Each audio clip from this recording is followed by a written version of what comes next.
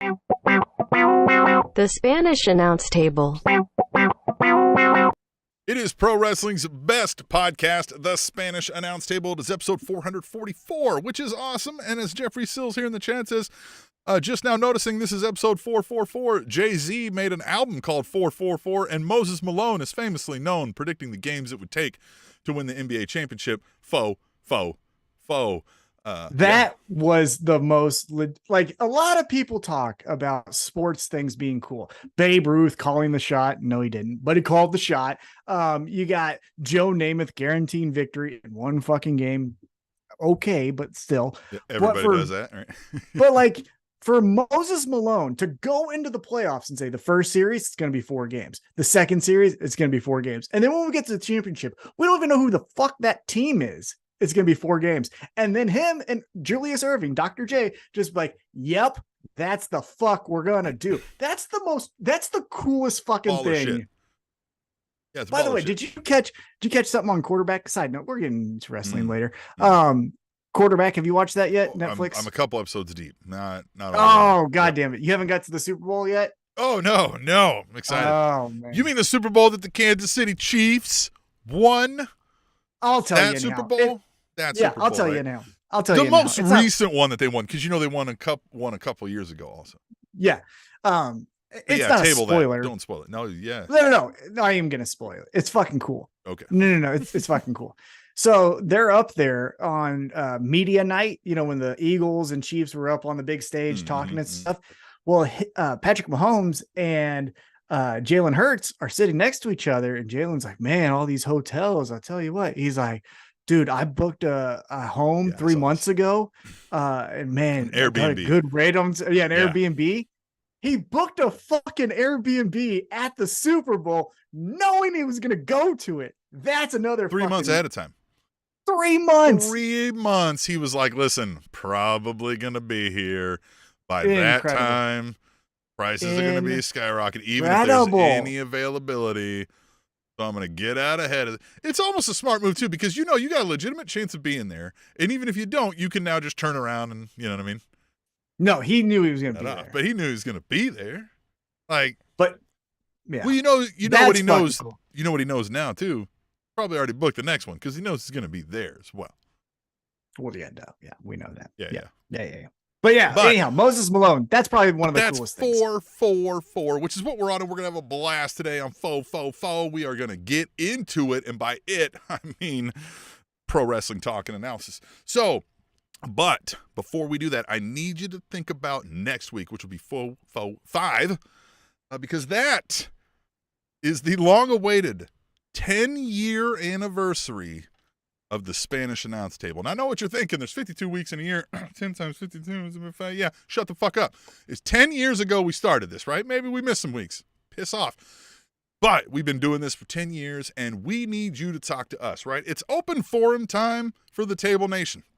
Get us something I can read, play, listen to for next episode, right? Talk about something you love or hate about the Spanish Announce Table or remember from the past, and then bring up something, right? Something you want us to do on the Spanish Announce Table. Some pro wrestling topic you want to hear our opinion on. Tell us something you think sucks about our ad. I don't give a shit. Tell us something about the Spanish Announce Table and wrestling in general, and let's have a blast talking about it. We're going to do our normal episode, of course, but we will also have this conversation with you folks, so you won't miss any of our regular wrestling analysis as well, right? It'll be an extra fun, big, jam-packed, stuffed tight episode of the Spanish Announce Table next week. 445 10-year anniversary. Tom, you've known me that long. Does that make you feel happy? I've actually known you a little longer because you were my producer on my mixed martial arts radio show, The Fight Show Live. So, yeah. You're like, mixed reviews. Yeah. At best. My show? No, of my show. Of knowing me for this long. No, you've been fine. Yeah. You're like, you're fine. You're adequate. Certainly within that average range somewhere, right? Within the of course. Right. Yeah. Yes. Yeah. Yes. All right. Cool. You did. All right. That's great. Yeah. That's that's indicative. That's about how. That's good, right? Like you achieved Everybody's like, all right, you didn't fail. Good job. Hey, you got to this point. You know what I mean? You got to this point. My brother used to say that he didn't want a high school graduation party, right? And he hated like doing anything for them because he was like, "Yeah, motherfucker, I'm supposed to do that, right?" He was like, I'm an idiot if I don't do that, right? And he was like, I don't want that. He's like, we don't need to fucking dance and throw streamers and shit. Yeah, I agree. When you're supposed to do something, you shouldn't be celebrated for it. However, if you're going to celebrate me, you can celebrate anything you want about me. You want to do graduate high school? Sure. You want to be woke up? I agree. All the rest of you should not celebrate graduating something, but me. But if you want to celebrate me, yeah. Well, I mean, let's get to it. Which brings us to the 10-year anniversary of the Spanish Accounce. Yeah, because we don't want to talk about you. We want to talk about us. That's why we created a YouTube channel and shit. By the way, check us out, SpanishAnnounceTable.net. If you're listening back on the podcast later, we do this live on Thursday nights. I think we were on time this week, precisely on the dot at 7:15-ish U.S. Central Standard Time, the one true time zone. You can go to SpanishAnnounceTable.net for all. Yeah, what do you got? You know what I've been saying also, instead of the one true time zone, I'll say it's like, for example, I'll go, it's a 7:26 Arrowhead time. Arrowhead time. So one of my managers at work, we all work remote and everything, and we work with folks all over the country, even sometimes in the world. And so time zones are always off, right? And he was like, yeah, I got time for a quick meeting at 2:30. And I was like, I knew he lived in Texas, right? So I was like, I, of course, am to understand that by 2:30, you mean 2:30 U.S. Central Standard Time, the one true time zone. And he put back, exactly. And I was like, all right, perfect. Just making sure we're on the same page here. So yeah, I don't even know where we're going. Check out SpanishAnnounceTable.net to stay in tune with all of our social medias, because then you're going to know if maybe we got to do it on a Friday or if we're starting the show late, etc. Right? We're on the table. We're on Twitters, Threads, Facebooks, TikToks, all the things. You can find all those links on SpanishAnnounceTable.net. You can also find some donate links there if you want to donate us some money for the 10-year anniversary show. It's Cash App and PayPal on there. And then you can buy a t-shirt at ProWrestlingTees.com/Spanish Announce Table. It's an awesome t-shirt. So, Tom, let's get into the show. We like to talk about pro wrestling. We have a lot of AEW to talk about, man. They had a really good match on Collision. They had AEW Battle of the Belts. They had AEW Blood and Guts. And there was a lot to get into. But before we get into that, we are going to go back in time and see what happened in pro wrestling history. Tom, are you excited? You ready to buckle in? I'm always excited. Always excited? That's what we told the judge. He is always excited. I am strapped on and ready to go. What? You're strapped in. That too. All right, let's go. Back in time on this day. July 24th, 2005. The WWE Great American Bash was held in Buffalo, New York. Joey Mercury and Johnny Nitro lost the WWE Tag Team titles to Road Warrior Animal and Heidenreich. That was when they tried to do LOD with him. Yeah. Ugh. This time period sucked. Yeah. Go ahead. It gets better. Orlando Jordan defeated Chris Benoit to win the WWE United States title. Orlando Jordan, I forgot he was a thing in WWE. Yeah, he was pushing the boundaries like Goldust, but they made him a heel because of it. Because if you're not a red-blooded, white, straight American, what the hell are you, boy? Because if you make me uncomfortable, that means you're evil. You're the one that's wrong. Come on. Melina defeated Tori Wilson in a bra and panties match. We hate sex workers, don't we? Oh, women can't do that. If two women want to do a bra and panties, they should do it. Rey Mysterio defeated... I didn't know what to say. I didn't have anything to add. Rey Mysterio defeated Eddie Guerrero in a match where the match stipulation was that if Mysterio had lost, then Guerrero would reveal a secret that neither the Mysterio or Guerrero families wanted to be revealed in public relating to Mysterio's son, Dominic. By the way, Dominic, North American champion. Look at that. Yeah. That wasn't planned, I think, to talk about in the show, but how fun is that? That's happened. That happened. JBL picked up a disqualification victory over World Heavyweight Champion Batista. Okay. I can never hear Batista and not think of Santino and want to call him Baptista. Baptista. Baptista. And The Undertaker became the #1 contender for the World Heavyweight Championship when he defeated a wrestler who would be the recipient of a post-victory last ride from The Undertaker through the top of the stage floor. This controversial wrestler would never again be seen on WWE television. Who was that wrestler? Oh, I know who it is. I can't remember his name because he did the masked attack, but it was on the same day as the London bombing. So he was playing as a Muslim, even though he was Italian, because we love to do that shit too. This is Muhammad Hassan. Muhammad Hassan. Yeah. And then he had Daivari as his right-hand man. Muhammad Hassan goes away because they just said, fuck you instead of us. And then Daivari went over to hang out with Kurt Angle. And then that's when Kurt Angle cut that promo where he was like, America sucks. He just like said all these things. And he's like, see, I can say whatever I want because I'm an Olympic gold medalist. I was like, good God. Anyhow. Yeah. So yeah, it was good. It was good stuff. He was Italian. That's my favorite part of it. I know he's Italian. Yeah. All right. I think so was Tatanka. Jeffrey Sill says, wait, I love Jamie Hayter, but Tony Storm versus Sky Blue in a bra and panties match would break the internet. I mean, Well, here's the thing.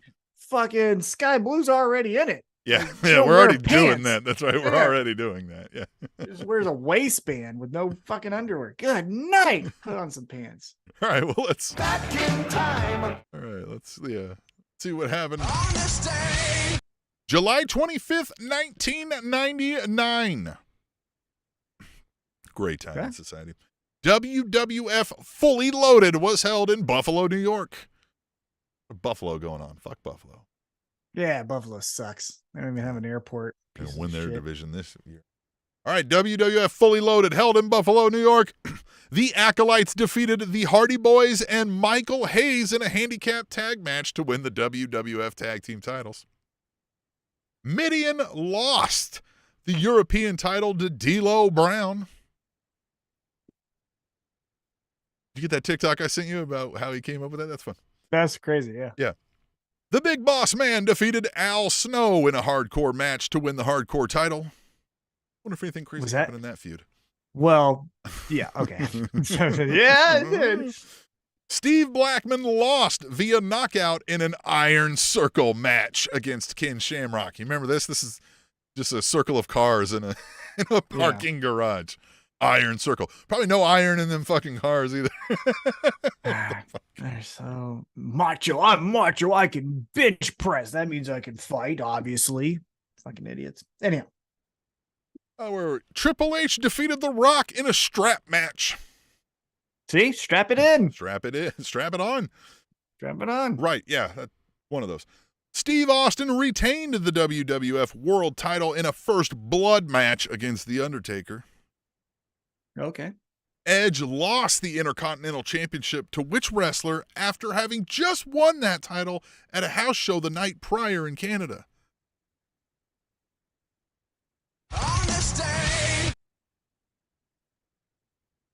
I hate you. You hate me? It's Jeff Jarrett. Jeff Jarrett. This was a fun one because I keep telling you that I'm looking for the 5 straight days of Jeff Jarrett. And there was 3 straight days of him flip-flopping this title, and I thought, man. I chopped these up for social media. It's not going to carry over well, I thought. So I was like, maybe I'll leave this off. But Jeff Jarrett winning another title here. 1999, Fully Loaded. This had to be, you must have loved this. No, I didn't. Not even in the slightest. Never liked that fucking guy. Never liked him in anything. Hate him. Jeffrey Sill says, oh, yeah. Well, let me clarify, because I always feel like I have to, especially because now we're blowing up. We're getting all these new people watching and listening and everything like that. Yeah. Paparazzi outside my house right now. Well, I'm only speaking specifically of what I see on TV. I don't know these people. So I know sometimes they go by their real names, like a John Cena. So when I'm like, John Cena sucks, it's not the human. Yeah. It's the character I see. I think we do know about Global Force Gold. Well, yeah, there's some shady shit that I don't like, but I don't hate him for that. Yeah. But the character I hate the character of Jeff Jarrett. Yeah. So I just want to clarify that the Double J character has always been trash to me. Yeah. All right, let's go. Back in time on this day. Oh, actually, before we do that, a fun fact about the Jeff Jarrett thing. That was Edge's first WWF title, single or tag team. Edge and Christian would not win their first tag team titles in WWF until WrestleMania 2000. But that title victory that occurred on July 24th in 99 in Canada was unexpected of sorts. Jarrett was supposed to defend against Shamrock in Canada, but Shamrock couldn't get there due to travel restrictions. I don't know, probably steroids in his bag or something, right? So Edge was like a stand-in, and he claims later that he didn't know he was going to win, that like until the match decision, so much that Finkel tried to grab the title from him until a producer came out and was like, hey, motherfucker, and then Finkel announced a new champion, Edge. So interesting. I would have never guessed that in a trivia thing. Yeah. No, because I do remember the Brood wasn't necessarily Edge Christian tag team. It was kind of like just the three of them always hang out. But yeah, I would have thought they won tag before they won singles. So that is interesting. And Shamrock not getting to Canada, of course. Earlier, I forgot to say, Jeffrey Sill said, what up, gentlemen? Great to see the best tag team since Demolition. Remember the arcade game where they were the last team you had to beat? I think it was called Superstars. Classic game. And I bet I have carpal tunnel now because of that game. I've dropped so many quarters into that game. Dude, you can go play that. Not at Uptown. Uptown's a great place, but there's another place called, it's right by the Uptown Theater. Shit. But it has that game, and it's like a retro 1990s. Like you play it on a TV and like have to plug in a fucking thing. Like it's not like it's not the arcades thing. Right? Yeah, it's fucking cool. Anyhow, go ahead. All right, we'll move on. Back in time, and we'll see what happened on this day, July 26th, 1986. Yeah, been alive. Jim Crockett Promotions held Night 12 of the Great American Bash in Greensboro, North Carolina. Night 12, because in 1986, the Great American Bash was a 13-city tour featuring pay-per-view quality cards at each stop. Night 12's highlights included Manny Fernandez defeating Baron von Raschke in a loaded glove on a pole match.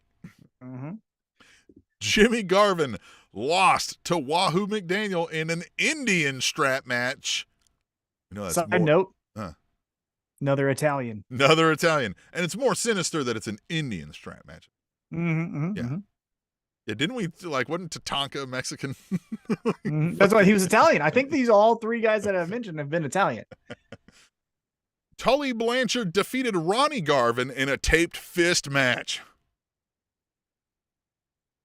Paul Jones defeated Jimmy Valiant in a hair versus hair match. This is all 80s. All this stuff is great. The Road Warriors and Baby Doll defeated the Rock and Roll Express and Jim Cornette in a steel cage match. Hell yeah. Yeah. And Ric Flair lost the NWA World Heavyweight title in a steel cage match to a wrestler for that wrestler's third and final NWA World Heavyweight Championship run. Who was that wrestler? Dusty Rhodes. It was Dusty Rhodes. It's always Dusty Rhodes with the Great American It's always Bash, Dusty Rhodes. Yeah, that's his thing. 100%. Old Dusty. Dusty's a great, I like Dusty a lot, but yeah, he would always do the, well, shit, I guess it gotta come back to me, huh? I got to go out there and throw Ric Flair around. But this was so America, right? We got the Jimmy Garvin taking on the Indian Italian in an Indian strap match, right? Tully Blanchard in a tape fist match. We got a hair versus hair, 2 steel cage matches, a pole match. Yeah. This is all great. Yeah. It's totally a 1980s thing that I would go to. And they kind of had to, because that was when 86, when Hogan was like hitting on all cylinders. So you got to fight fire with fire kind of thing. You know what I mean? Jeffrey Seals is killing the chat right now. He says Nikita Koloff was from Ohio. Abdullah the Butcher was from Canada. Kamala was from Mississippi. Love it. All of this. Kamala is was a creation from Jerry the King Lawler. Yeah. Yeah, I remember him telling that story that like he forever thought they were like being racist. And then Jerry Lawler tells him like, no, we weren't being racist. We were just being less racist than you think. Weird story that I heard him tell. Yeah, all right. Let's move on. All right, back in the time machine and go. Back in time on this day. July 27th, 2002. The first ever Ring of Honor World Heavyweight Champion was crowned at Ring of Honor Crowning a Champion in Philadelphia, Pennsylvania. The main event of the 10-match card saw a 60-minute Iron Man 4-way match in which Christopher Daniels, Doug Williams, and Spanky all lost to the very first Ring of Honor World Heavyweight Champion. Who is that wrestler? I thought this one might throw you. The very first. Uh-huh. Misnomer on the heavyweight part, I'll say, if that helps. Yep. Christopher Daniels, Doug Williams, Spanky, and this guy. It wasn't low-key, was it? It was low-key. Okay, low-key. Yeah. Right. Mm-hmm. Because, hold on, let me look it up. Because there's always in that top, like the first 5, that there's one guy that I've never heard of, and I always thought he was the first. So keep going. I'll get to it. Yeah. This match also had AJ Styles defending the X Division Championship on it, or this card, right? Like, it'd be interesting to go back and maybe watch this from start to finish, right? This early, very first Ring of Honor title tournament here. But yeah, Low-Key. Low-Key's one I forget about often. He always weirded me out. Am I out of line saying that? Like, his whole demeanor and the way he walked and talked, I was like, you're weird. I don't like this. Well, you know why I didn't like him? Yeah, you know why I don't like him, though, is because I think he thinks it's real. Like, it's, again, that Japanese style of wrestling when it was like, do you know that, and I'm not picking on him specifically. Slaps in the industry. It's like the motherfucker's giving you the chest. You got the hardest slaps because you're not pulling back any out of niceness to your other performers. That doesn't mean you're tougher. It just means you're an asshole. 1,000,000%. Yeah. It's Xavier. So in the first 5 champions, it goes Low-Key, Xavier, Samoa Joe, Austin Aries, CM Punk. And for whatever reason, my brain always thinks Xavier was first, and I always forget his name, but it was Low-Key. So anyhow, that's what side note how my brain works. So yeah. I like it. All right. One more as we hop in the machine and go. Back in time on this day. July 28th, 2008. Ugh. Yeah. WWE Monday Night Raw was held in Washington, D.C. Highlights of this card include Beth Phoenix and Santino Marella defeated Kelly Kelly and D'Lo Brown. Michael Cole and Jerry the King Lawler lost to Cody Rhodes and Ted DiBiase Jr. Jamie Noble lost to Kofi Kingston. CM Punk defeated William Regal. Okay. That's a thing that happened. Something there. Yeah. Mickie James defeated Jillian Hall. Baptista, and John Cena defeated JBL and Kane. But the show is perhaps most noted for the announcement of a new Raw general manager. Who was this new GM? Oh, fuck. Is it the anonymous Raw GM? No. No, we knew who it was. He was on screen and he sucked. Mike Adamle? Mike Adamle.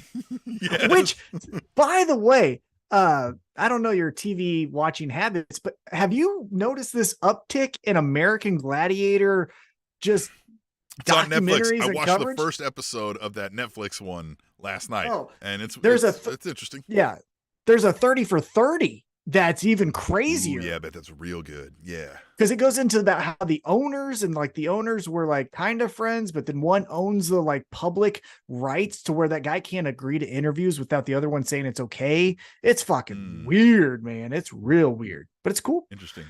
But yeah, I love American Gladiators. Oh, it was so good. It was so fun. I get that there's certain things, they even talk about it. Like there's one where they're on a swing and they just go into the American Gladiators and that's just a concussion every time, Mm-hmm. I get that those ones need to be cut out, but some of those fucking things, man, I miss it. Physicality and violence is cool, you fucking assholes. Be cool with it, Yeah. I remember watching American Gladiators a lot though. Oh, and the rollerball. They talk about that in the Netflix one that at the time rollerball was trying to make a comeback. I love that too. Dude, Saber was my fucking guy. I love Saber. I had his action figure. I used to have Saber beat up Shawn Michaels and Bret Hart when I was a kid. The one where the gladiators up there shooting the tennis balls at the folks. And that's the best one. Coolest things.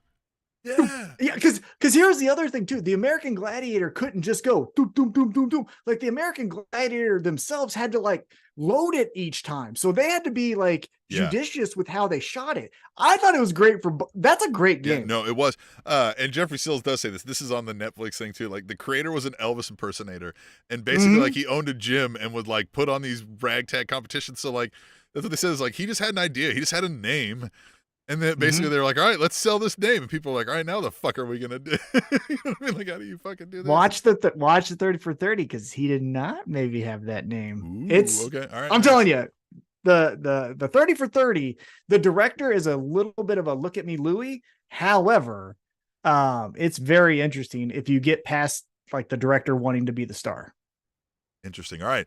Well, that was our trip. Back in time. A lot of cool stuff happened this week. And of course, Jeff Jarrett winning the title. Love that. Tim, do not ruin our 10-year anniversary. Some goddamn Jeff Jarrett thing next week. You want to know that's one of your favorite parts of the show. Hey, do you want to workshop this live on air? My idea that I sent you? Yeah. What was the idea? Which one? So I think you sent me a lot of ideas. I want to see which one you're talking about. That's true. That's true. I think because you love Jeff Jarrett just as much as I do. All right. Yeah. I think the London All In card is pretty. It's going to be pretty monumental. So let's put some stakes on it. Again, who cares? It's fun television. Like if we get it wrong, whatever. But let's just have fun for once here, and let's make our picks. We'll write them down. We'll document it. We'll keep track. Loser has to wear the new Jeff Jarrett AEW shirt on the podcast and maybe even do some other crazy stuff, but at least do wearing the shirt on the podcast. Yeah. See, Jeffrey still says Double J is my favorite part of the show. See, we can't see now. There's a request from the Table Nation for our 10-year anniversary show right there. Jeffrey Todd says all of this American Gladiator stuff sounds interesting. Nothing but Jeff Jarrett 10-year anniversary show. Yeah, one theme in this show, if we had like a couple producers that would like cut up all this stuff for us, it's way too much for me to do right now. I don't got a million %. Well, yeah. I'm saying like if we had like the money, like if we were like a Metal Lark or something like that, or Pat McAfee type style, you know what I mean? Yeah. But I think if we were to kind of catch the theme of this show, one of those themes is that listeners and viewers love when I hate something. They just love when I hate it. just love it when I'm just like, to see you get angry about it. It's very entertaining. Right? You motherfuckers.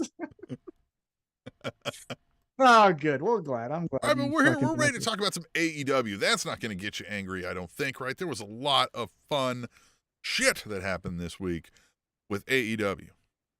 This was an all-time week. We're going to touch on some of that Saturday show because obviously there was a notable match that took place. But we're going to go into Dynamite specifically, and then we might, as we do, take our side quest to other parts of AEW and pro wrestling as it goes. So I want your first take on the first thing we saw, Tim. So last night, Jungle Boy's music hits. Oh, yeah, oh. We're doing all that. And then it goes black. Boom.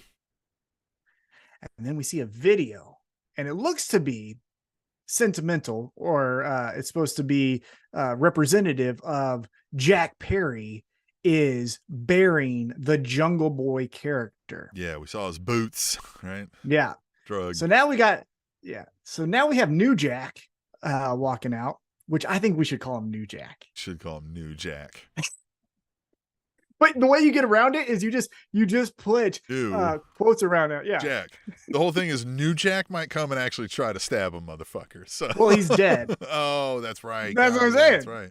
So yeah. So we can't stab him. Yeah. Yeah. What are we gonna do? Yeah. What's he gonna fucking do about it? He can. We kill Jungle Boy. He can go fight off him. Yeah. Has to go fight in hell. No, I'm kidding. I don't know where he's at, but you know what I mean. So he comes out, New Jack, and he walks out. And here's the first thing that was a little bit interesting. He walks out to Beethoven's Fifth Symphony. Yeah. That was weird. So what do you think about that, first off? that music is interesting. I don't know if we need to run with that forever. I agree. It was something that everybody was like, if we had a fun bopping to the fucking right, and now we get that, we're like, fuck this. Ooh. But the more we get away from that and then we lose, this remembrance that like it used to be a fun music, we've got to get to something different, right? I don't think that can be his long-term solution. I thought it interesting though that like they were in Boston, right? Yep. They're in Boston.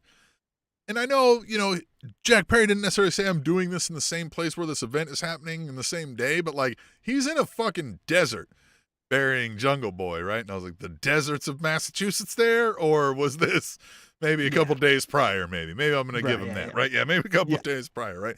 But yeah, the music, boo. But I like this, right? I like that. I mean, we say this, he's just trying, right? And it gets a little better each time, right? I like this approach of him being like, fuck you, fuck everything. That's associated with Jungle Boy. I'm going to beat this motherfucker up. Let's go. Yeah. So the thing with Beethoven's Fifth Symphony, or Beethoven's Symphony Number 5, however the fuck you say it, I saw it written that way a couple times, is that's Walters, but that's Walters. Oh, it's Walters. Remember, go watch any of the. Walter doesn't exist, man. Walter died. He died. Well, then go watch. Tomorrow's match of the day is going to be Tyler Bate versus Walter. He's on a staycation. How about that? All right, yeah. I mean, Walter used to exist. Yeah, so that Walter that existed, that I still think is Walter, when he was in NXT UK, that's what he walked out to. So that was where my mind instantly went to. Is like, well, Walter did it way better. Well, see. Second thing is it didn't hit what the character is. So, like, for example, an annoying theme is Don Callis, but Don Callis is the representation of that fucking sound. You know what I mean? Like, I showed my son Don Callis coming out to that music, quote unquote music, right? And he was like, this is terrible, first of all, right? Like, he was like, this is real bad, right? I mean, we were remarking about that, but then he was like, why is this guy look like a cheap version of Vin Diesel? And he was like, it looks like this guy's like Vin Petrol, like Vin Unleaded. Like, he just started like calling him a bunch of random shit like that. And then he couldn't get over it. He was like calling his sister. He's like, look at this guy. Like, he was like, and I was like, this is how I know Don Callis works, right? Like, Don Callis is terrible. Like, everybody hates him for many reasons. Good stuff. But anyway, as we were saying, this doesn't fit the character. You're right. It's not. That's what I'm saying. Yeah. It's not I'm a rebel now and I hate you music. That's exactly right. Is I get the desire of, we're not going to have you sing to fucking anything, right? Because you can't sing to this song. So I got that point. I will hope though, now that after this match result, that maybe we get something a little bit different for him. But I did like the black pants. I like that he's not shaved his chest. Like, he looks a little bit more rugged. It also looks like he didn't shave his face. So he looked more mature. I mean, he's adopted, like, again, his walk, his attitude, right, his swagger about things fit the character well. I will say that. Like, he's definitely improved a lot. And the match, as we get into it, man, I mean, I'm surprised at the outcome, for one, of course, but like, I liked this match a lot. The storytelling they did in this was really good. Yeah, I thought, Hook is obviously a novice, a very, early beginner in his wrestling career. And I really felt like Jungle Boy, for peeking behind the curtain and looking at the structure of the match, did a really good job of like slowing down the pace, but getting fun moves in, to the point where when he does the belly to back on Hook, and Hook rolls through and then stands up and the whole fucking crowd stands up with them. Like, as much as that is Hook, and that is Hook to do it and have the presence of like, I'm the fucking man, it's also Jungle Boy to lull you into, I'm just kicking his ass here, I'm kicking his ass here, I'm kicking his ass here. And then for Hook to be like, not anymore, motherfuckers. And then the crowd's like, hell yeah, mount up and let's fucking go, So I thought that was done really well. Now we get to the end of the match, some shenanigans as usual. Shenanigans, yes. We get a title shot to the head of Hook. Jungle Boy, first ever to beat Hook, and now is your FTW champion. So let's talk about that. What did you think of the finish? What do you think about Hook's first loss? What do you think about Jungle Boy as the FTW champion? And then I got some other follow-ups for you. I like it. I was worried going into this. I was like, man, this is going to suck for whoever loses, right? But I think we already made the change in the character of Jungle Boy. And so if this hurts Hook a little bit, then that's where we have an opportunity maybe to just tinker a little bit. Because I think we're close with Hook, but I don't think we're all the way there yet, right? So I think this is a good call. I like that Taz sold this as like, I really want to go beat the shit out of Jungle Boy right now, right? Like, don't fucking talk to me. Get the fucking camera off my face, right? Like, that's who I thought did the best. Yeah. So the finish was good. I think it's a good decision to have Hook lose here, because anyone 2 weeks from now, 3 weeks from now is going to talk about the blood and guts match, right? So they had enough firepower in this episode to where Hook could lose.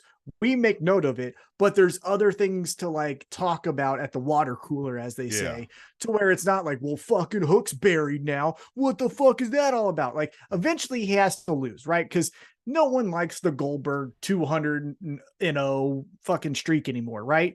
So it was good that he lost here in a show that had other things to talk about. Now, and look, he got cheated too, right? Like, yeah, it was also not clean, right? It wasn't like Jungle Boy just fucking, wore him like a hat and then pinned him. But I do agree with you. The best part of this is Taz taking his glasses off. I don't want to fucking talk to you. Even when Chris Jericho comes out and he's like, hey, Taz, you gonna say anything? He's like, the fuck I am? No. Well, and Tony Schiavone, even if you go back and watch that Taz moment where you're talking, where he's like, well, I don't appreciate the fucking camera on my face right now. After he gets done saying his thing and they start to move on, Tony Schiavone looks like he's so heartbroken for Taz in that moment, right? He's like, yeah, man, this sucks, right? Like, he feels so bad for him. All night, the commentary team had me like rolling. There's moments where we like, last night's Dynamite is one of my favorite episodes ever, by the way. I'm going to say that now as we keep going through, but this really was kicking in. This is when I really started paying attention more to like the things the announcers were saying. Cause I was like, oh man, right? Like, we really told a lot here, right? We jam-packed a lot of stuff right here. Loved it. Now let's talk about the other side of this whole equation. Jungle Boy as your FTW champion. Now, do you think this is something that legitimizes the FTW championship, or is it just Hook gets it back? I don't hate it. I don't want to do that right away. At least as we're saying it right now, right? Things may change, but right now I don't think like we just have to work up a story where Hook gets his revenge and gets the FTR. Because again, I think that just feels like we did nothing, right? Like, that's a flip-flop. It doesn't do anything. I don't mind if we have the FTW around and let it be kind of a thing. I like this idea that it's supposed to be this anti-establishment, finger to the world, right? That's what it stands for, right? It is. Finger to the world. Fuck the world. Finger to the world, right? It's supposed to be that, and right now that's what Jungle Boy's supposed to be doing. So I feel like it fits.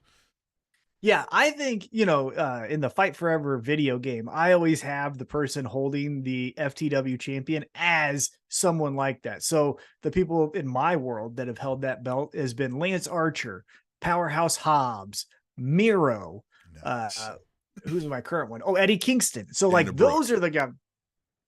Well, yeah, she's in the game, of course, right? Yeah. In character with Cody Rhodes. Well, if you play on PC like I do, you can get mods. I tried one. I put Bray Wyatt in the game and see what that looked like, and I didn't like it. I took it back out. What's a mod? I don't know what a mod means. They can take one of your like create a wrestler spots, right? Like, let's say, outfit 14 or whatever, and they can change it with something that they've already built, and it's basically like a full character. Like, bam, and they've created like, you can put Roman Reigns in the fucking game and shit like that. Oh yeah, like universe. Yeah, like it's creations in WWE. Okay, kind of like when you could like download things and stuff like that. But like this one's a little different. Yeah, I mean, you do that here on some mods. I tried a little bit of it, but I was like, I'm gonna stick with the regular. I don't play it enough to really have to want to mod it all that much, Right. Okay. Interesting. Yeah. So I hope. I'm interested to see, because Jungle Boy in the lineage of FTW champions kind of sticks out like a sore thumb, even though currently he is doing the fuck the world, thing, but he's not Sabu. He's not Taz. No. He's not Brian Cage. Yeah, you know what I mean? The one thing I think is that you're going to run into a situation where peeking behind the curtain, Taz is probably like, that's my fucking belt. I'm not just letting any asshole run around the stateside with it. So I have a feeling like Taz is still carrying it around, right? Oh, yeah. And so some of that may, like, is Taz still working there? Will that be being defended around, or is this just going right back to Hook? So that makes me lean a little more like Hook is going to get this back, because I feel like it's one of those, like, family title, but we thought, hey, this will help the young kid out. Give him a run Right. with It's the his title. first singles title. It's his Right. first singles title. So Right. yeah. Yeah. Taz still gets upset when wrestlers wear orange to the ring. Like he'll audibly say it on commentary, which I think is funny. It's like, it's a fucking color. You don't own the color, You weren't the man. first to wear orange either. Yeah. Yeah. So anyhow, I love Taz. Taz is the best. I have his custom action figure on the way. Can't wait for it. ECW, baby. All right, so let's move on. Alex Marvez, who's now apparently the fucking greatest detective in AEW history, has a secret meeting he saw at a restaurant, and he's such a bad actor. He's such a bad actor, but I want them to. Okay, fine. He's somebody's fucking brother-in-law or something. Fine, whatever. He's there. We're gonna put him on TV. He's fine. But let's lean into this. He always is there in the right moment to capture the shot or get a good quote, but it's by accident. He trips into it. He fucking, you know what I mean? He thinks he's going somewhere and he walks into, let's lean into it. Let's fucking have him fall backwards into a room and then he finds two characters making out that we didn't know were doing, right? Those kind of things, right? Let's do that. Because then we'll love him. Then we'll love Alex Marvez. All right, I mean, at least we'll like, that was fun, right? We'll know something's I'd rather RJ City do it, but. Yes, 1,000,000%. However, in this occasion, we saw Chris Jericho and Don Callis at a restaurant, and they're both talking, sitting in a booth, and then they notice the hidden camera, and they get a security guard to kick Marvez out. So, fine. You making anything of this, though?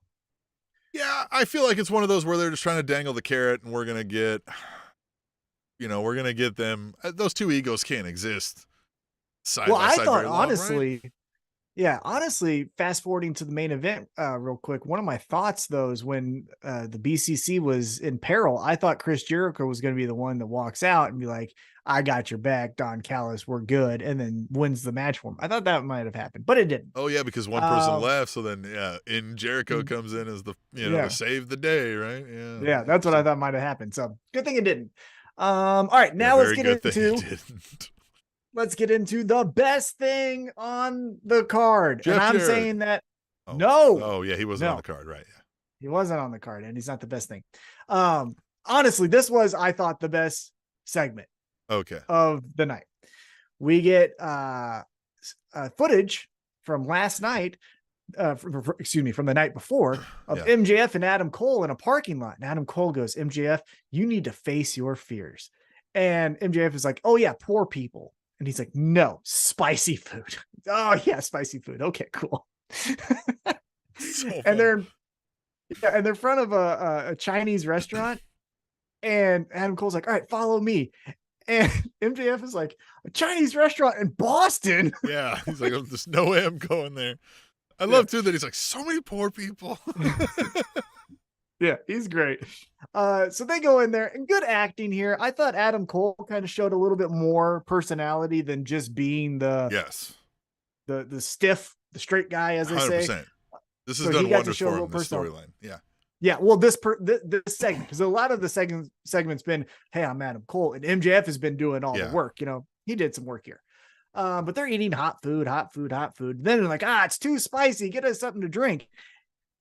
And then they drink the thing, and they're like, man, this hurts. Yeah. And he's like, it's 100% alcohol. Yeah. Which, why is that on the menu? Yeah, why did you hand them that when they're like, hey, you just gave us spicy food, we need a drink? That's a little bit of a plot hole, right? Well, unless he just hates him. Yeah, but the easier way to write around that is MJF's tough guy. He orders 100 proof alcohol at the table, and then also is like, oh, let me get some waters, right? And he's fucking doing his thing, and he grabs the wrong cup, right? Like, do that. I get it. Yeah. So they face their fears. Small potatoes. I'm fucking micro. Fucking. Yeah. It was just weird, though. Like, I've never even heard of that. Yeah, that wouldn't have happened. That was where it was kind of like, all right, guys. That was the little night where I was like, all right, what else we got? Yeah.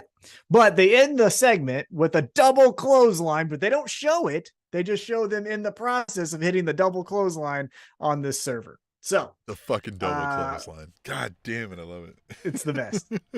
And so then we go back to Marvez, and now he's outside the arena, and he got a tip that Don Callis is going to show up right now.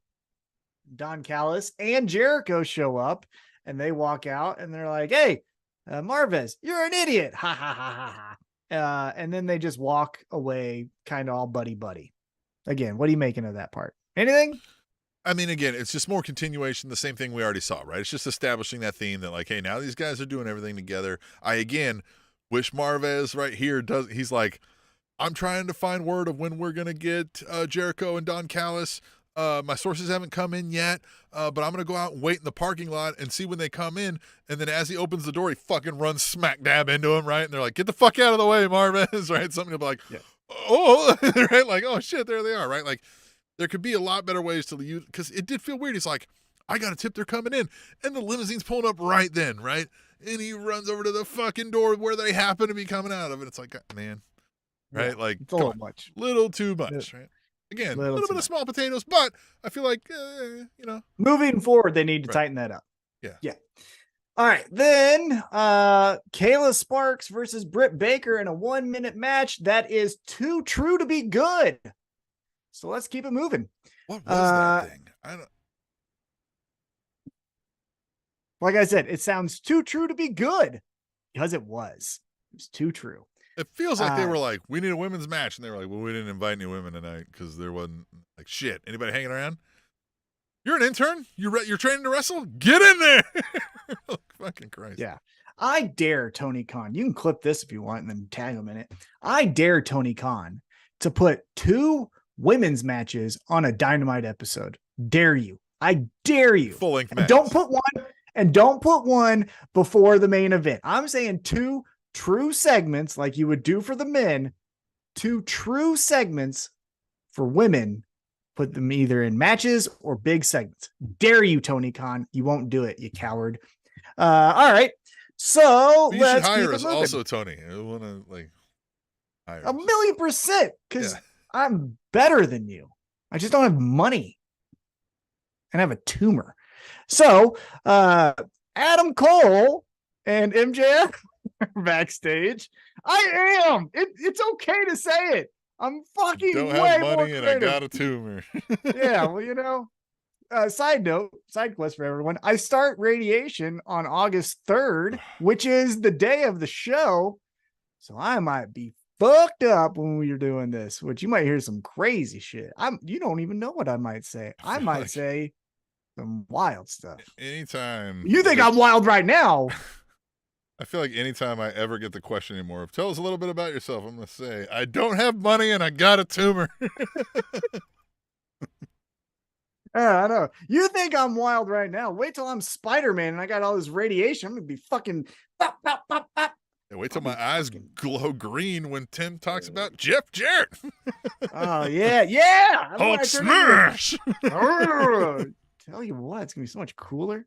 Okay, now let's get into something that was really cool. So they told you you're gonna become a superhero, right? Like you're gonna have superhero things, right? Yeah. That's like, the reason I Tommy, signed the fucking papers. Yeah, Tommy, it's gonna be great. You're gonna have radioactive material in you, Tommy. Sign me up. Sign me up. Yeah. Like a superhero. You say Spider-Man? Okay, like cool. The Flash. All right, so let's get back on track here. So Adam Cole and MJF are backstage, and they're like, hey, man, they're with Renee Paquette, by the way. They're like, dude, we're going to hit this double clothesline. It's going to be awesome. And then MJF's like, hell yeah. Hey, I got you something. And he brings out matching trunks. And Adam Cole's like, dude, that is really, I got us matching jackets. I love that those just happen to match too. Right. Yeah. And they're like, this is so crazy. And then Adam Cole goes, and then I got you something else. And MJF's like, well, what is it? And he's like, oh, you'll see.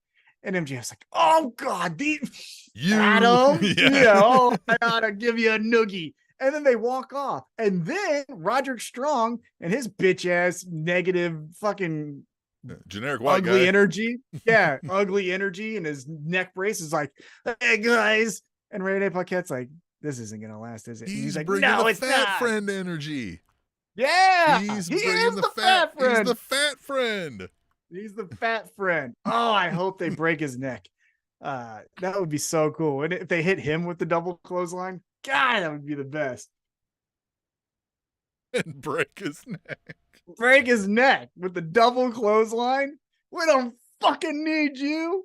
Oh, that would be the best. Fat friend, you're bringing us down. We don't need a wingman, you fucking fatty. Get out of here. You know? Fucking, Yes. I'm already at Love 10. it. Love it.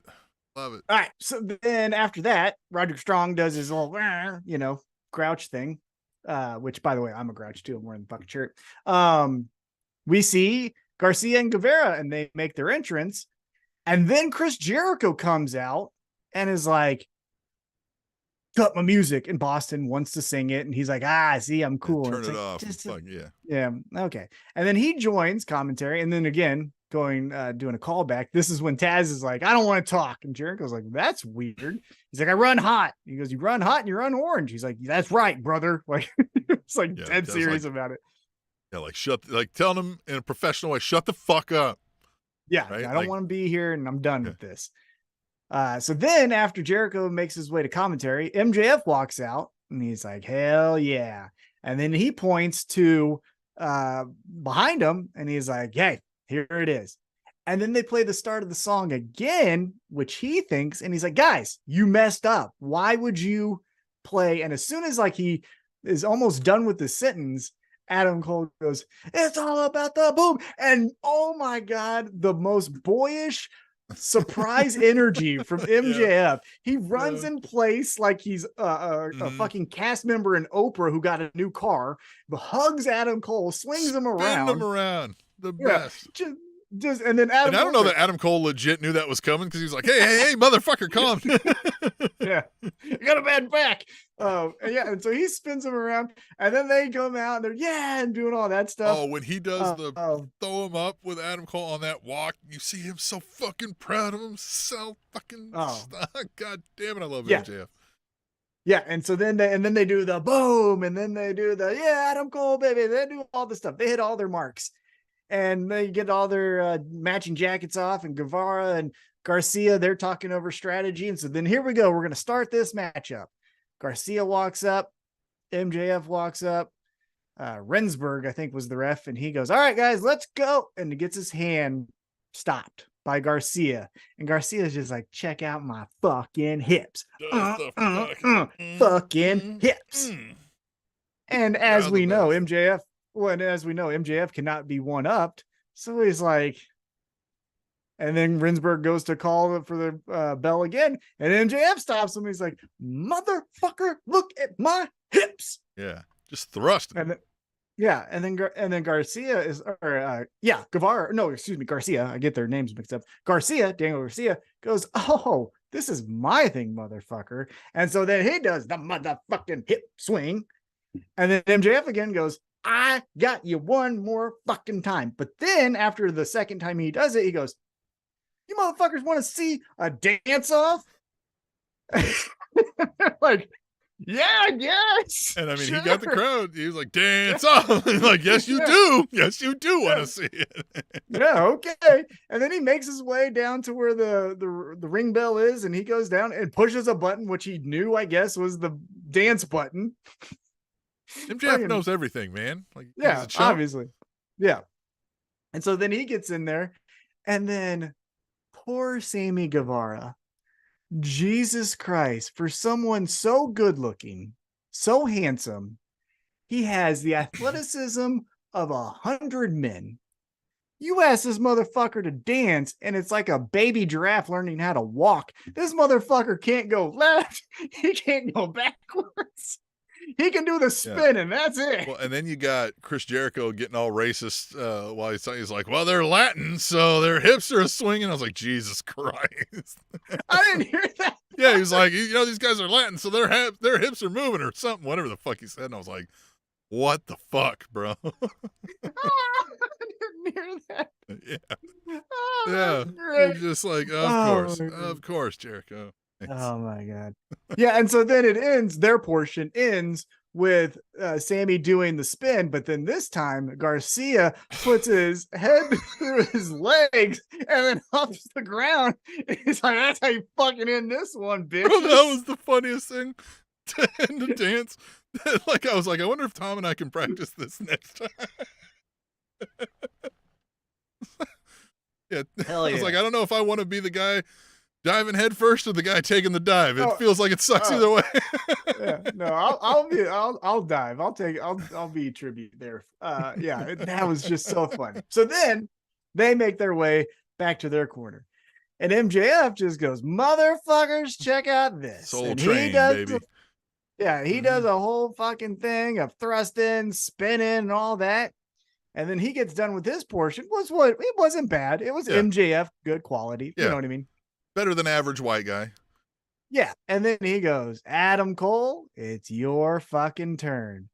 And Adam Cole, just baffled by this whole situation, is like, me? Fucking do it. And then he looks at the crowd and they're like, fucking do it, you know? And so he's like, okay. And then he just fucking humps. Just hump.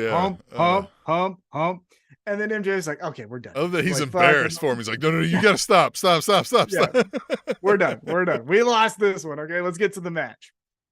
And then so now we start the match, right? So we had a dance off on the same night as a blood and guts match. For how many times I've complained, about the WWE dance off, they found a way to make this fun. This one was fun. Yeah, this one was a way that it didn't feel, hey, everyone, on the count of 3, we're doing a segment. This felt organic. Yeah. This felt more genuine to the characters. I liked it so much more. This match, again, commentators were great in this match, right? Like, there was times I laughed. I was into this match. I was concerned about the outcome of this match. Lost in some of this is the great performance again by Daniel Garcia. That fucking thing, when the ref at one point tries to stop him from like doing illegal stuff in the middle or like in the corner, and he just immediately turns and backs the ref down. It's like, God damn it. Such great stuff. I love that thing. Garcia I'm pulling that out. Great. I'm going on a fucking vacation coming up soon, and I'm busting that out somewhere. I'm fucking getting them elbows up.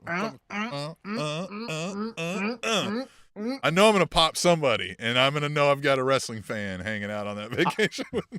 Well, even not, you're still going to make someone fucking... Somebody's going to love it. They're like, I'm going to do that too. I'm going to start a conga line of the fucking... I'm going to do that when I have to ring the bell after radiation's done. I'm going to fucking... Can I be there to videotape this? Yeah, go up to it and fucking... and then... No, you ring it. As it's still ringing, you gotta... Ring it for me. Yeah, you just got to hit it with your elbow. Yeah. Oh, great. Yeah, that's what we're doing. All right, so let's get back to this match here.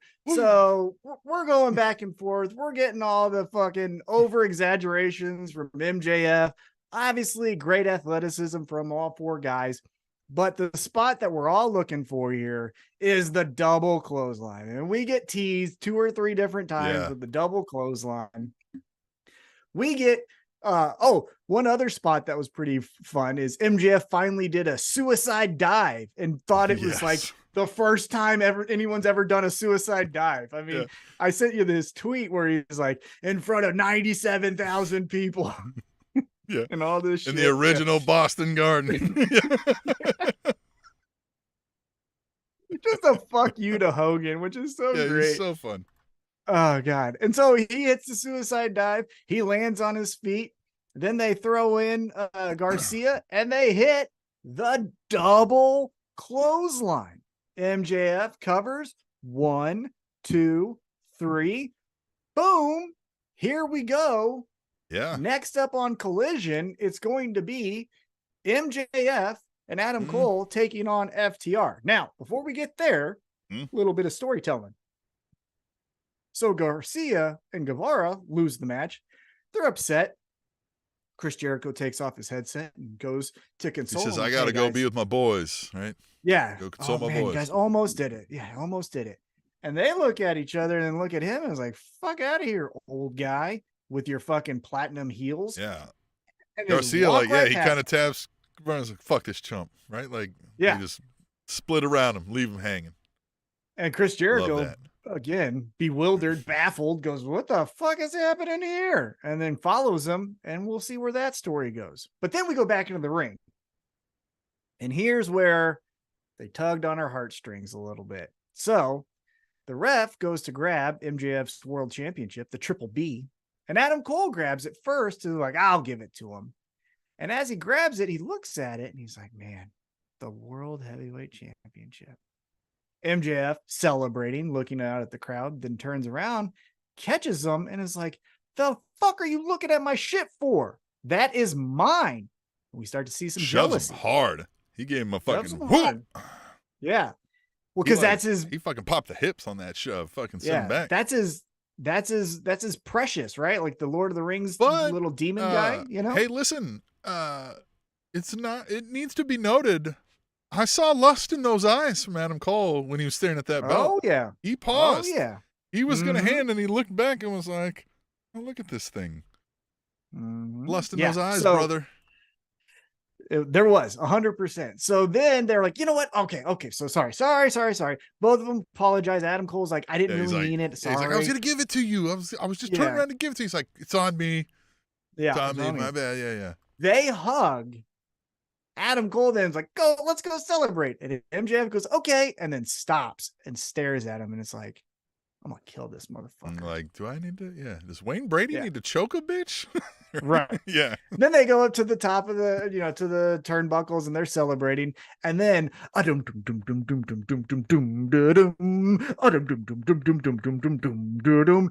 FTR comes out. And I don't know if someone pissed in their breakfast cereal, but they came out pissed off before anyone said anything. Yeah. They were mad as fuck. Like, not storyline. It seemed like they were just mad at something. Because it looked like they were in their travel gear, right? Like their ill-fitting clothes. It was kind of like, I didn't plan to be out here. Yeah, they were just spitting venom. So they get in there and they're which is weird because like they knew somebody was going to win this tournament, right? Like, why are you mad at these guys? Like that's odd. Yeah. Well, I'll get into a theory here in just a second, but let's cover it here first. So then they do a stare down and they're looking at each other, and then let's take a quick side note here. The commentary team notes that this past Saturday, FTR defeated Bullet Club Gold in a fantastic hour-long 2 out of 3 falls match, which FTR obviously retained the titles. And quick note about that, just outstanding. I think earlier in our chat, where did I see this? Earlier in the chat, someone said it was their second favorite match of the night. Where did I see that? That was early on, I think. That FTR Bang Bang Gang match was my second favorite match this year. That was from Jeffrey Sills. Yeah, there you go. So I mean, the match was phenomenal. I still have my list, and I already did my almost half-year awards, and we passed that point. So now you got to wait till the end of the year awards, or I might just do my almost end of the year awards. Who knows? It's my stuff. But that was up there. The match was really good. The match was really good. I watched it very much. Again, I'm not one to rank things ahead of each other and get into lists. We've talked about this a lot of time. That's more Tom's wheelhouse. But I will say it was definitely one of the better matches. What I like to give people the caveat is, of course, you gave them 2 out of 3 falls and an hour time frame, right? Not everybody else got that, so you can't measure everything to everything. Yes. And again, you had 4 people here versus 2, right? Like there's a lot of moving parts involved. But they mastered what they did there. They did it very damn well, and it was one of the best tag team performances of the year for sure. When you're going to look at a list and maybe rank them, right? I think it was very good.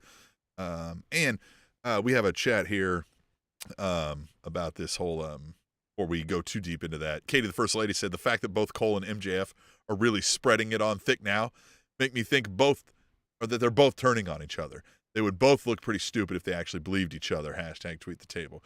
You think that happens at the match, or do we maybe get they win a titles, or even they lose a titles but they're still friends and we continue this? Or is it at the match and we get they try to turn on each other at the same time?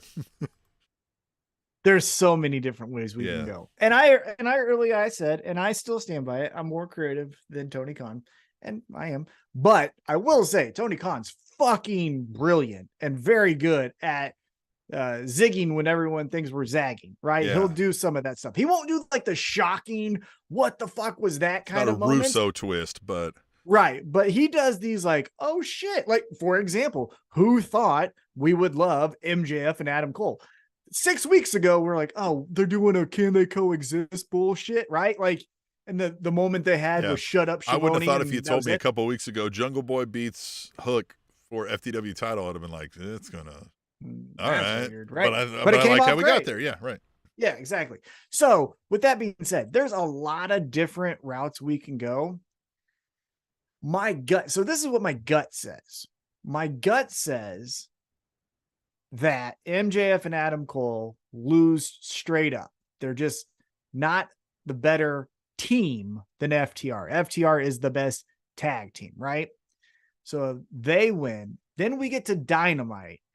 And that might be where one of them says, well, let's go, let's make another run at this. And then I'm thinking Adam Cole goes, or what if I go after that championship on your shoulder again? We did a draw. I think you owe me a rematch. Hey, I helped you face your fears. And it turns into yeah, okay, well, let's talk to Tony about that. Yeah, in the back, let's talk to Tony. And then we kind of progress to this, hey, no, fuck you. No, fuck you. And I think my gut says at All In London for the championship, I think we're doing MJF versus Adam Cole. That's where I think we're going with all of this. How we get there, though, I'm not sure. But I do think it's going to be, I don't think we're going to get someone turns on the other person in the match. I think we're going to get now it might happen on Dynamite the week after they lose, but my gut says they won't do and then he turned, because that's a little bit too easy. You know what I mean? Right. So I think that's what happens. But maybe they win the championships. I literally don't know what's I'm very happen. interested to see where we go, because yeah, like you said, there's so many ways to go, and I never would have envisioned the storyline with it got us here, and where we're going with it is all fun to me. So I'm excited to see where we go, but it's all been very entertaining. How to be a business analyst in the chat, by the way. Go check out How to Be a Business Analyst if you want to know how to be a business analyst. I know a guy. Check him out. He says, hey, did you ever give an answer to your Twitter question about what the name was for that sloppy belly-to-back suplex? And I don't recall this Twitter question. You know what he's talking about? I was going to answer. So I retweeted it, and in the match with Dominic Mysterio and that champion. Yeah. Wesley or some shit like that, right? Sure. You know, he was... here's a story I read. That guy was 1 week away from being the longest reigning North American champion. Poor bastard. Makes sense. That makes sense. Yeah. But there's a move here where Dominic Mysterio goes to do like a belly to back, but then right in the middle of it, just is like, I'm bailing, and just throws him to the side. And like Wesley or whatever, like kind of lands all fucking sloppily on it. I called it the How's Your Father? Yeah, right, because he has daddy issues, and it's fun. You know, I have seen the thing that is catching more traction though is they're calling that move the drop the soap. Since he served time. That's a good one. That's a good one too. Yeah, I like that one too. That's good. That's good. So that's where we are with that one. But it was bad. It was very bad. He also says Russo has ruined my name, as we were talking about Russo. And yeah, man, I'm sorry you got to share a name with that guy. But I thought his first name was How to Be A. Yeah, it's How to Be. Not it? Well, no, but it's his last name. Business analyst. Right. Business analyst. Right. How to Be A. That's why I always say, hey, How to Be A. Business analyst. How to Be A. Yeah, right. Business analyst. Right. Yeah. Yeah. Right. That's not his name. Okay. What's up? How to Be A? How to Be A. Huh? How to Be A. You met my friend How to Be A? How to Be A. All right. So then. Great information, by the way, on the YouTube channel on how to be a business analyst. Fantastic. Yeah, it's very good. I'm not even interested in necessarily going down that route, but I learned something. You know what I'm saying? Like, yeah, no, I know. Yeah. Son of a bitch. Right? Interesting Maybe stuff. I do want to go into this. Yeah. Right. The thing I want to talk about, though, to wrap up this segment here is, so they do this stare down, right?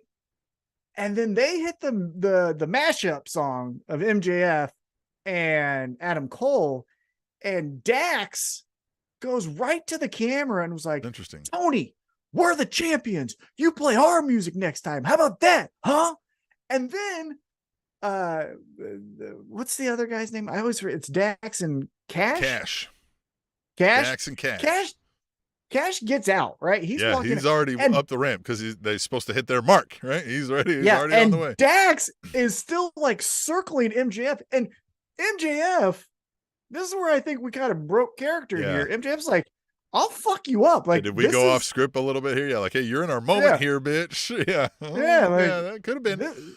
Could have been. Or maybe, maybe Dax had a few too cold ones and was like, you know what, I'm going to go out there and, do something. Well, this is where, if you want to play conspiracy theorist and you want to read the dirt sheets, this is where one of those dirt sheet writers could easily write a stupid fucking story that'll catch a lot of traction that says Dax and Cash are pissed that they have to drop the titles to like MJF right. and Adam Cole. They don't want to drop the title because that's not even a real tag team. They say that they're the real true champions in this tag team division. These guys even got their tag team license. Yeah, exactly. The way he acted seemed like Tony told him that morning, "Hey, MJF and pulling the Adam trigger Cole with win this. tonight, and then on Collision, we're gonna for a rating, we're gonna give them the tag champs." Yeah. It seemed that way. Fucking MJF and Adam Cole, you motherfucker. Yeah, that's probably, Well, because here's the thing, and look, I say this, and I want to show, like, I have a CM Punk sticker, right? Like, I don't hate the guy. I like people think I hate him. I don't. Right. I think I'm a lot like him, and that's why I get frustrated with him because it's like, yeah, I'd probably make those same mistakes. But I truly think FTR and CM Punk are the type of guys, especially in wrestling, when they think they're number one and when they're working their way up to that number one spot, everyone's like, fuck yeah, look how hard these guys are working. Man, did you see that match on Saturday? Did you see that match on Monday? All this shit, right? And then they get to that top spot that they've earned. And now they want to play King of the Mountain. And they want to say, fuck anyone who's trying to get up here with us. And they do this pushing down. Nope. I mean, go watch Collision. Again, that match, that 2 out of 3 falls match was awesome. It was great. But the way, here's a quick side quest too. The way they're booking CM Punk, though, is 1980s Hulk Hogan. There is not a fucking difference between 1987 Hulk Hogan and CM Punk in 2023. He would be beating you up if you weren't doing heel things, and the moment he gets up, right. And he gets on the mic, "Hey, Canada, I'm doing this for Owen Hart." Like, just fucking have American flag in Iowa and say, "We're Americans, aren't we?" Like, you're fucking corn. Yeah, exactly. Yeah. Like, he is being, and I think he's being booked that way because he's doing this is my fucking show. There's no one that's going to fucking come up here. I'll give some attention and help some people like a Ricky Starks, but you best believe when shit hits the fan and there's a segment that needs a big rating, they're putting CM Punk in it and FTR, not you motherfuckers.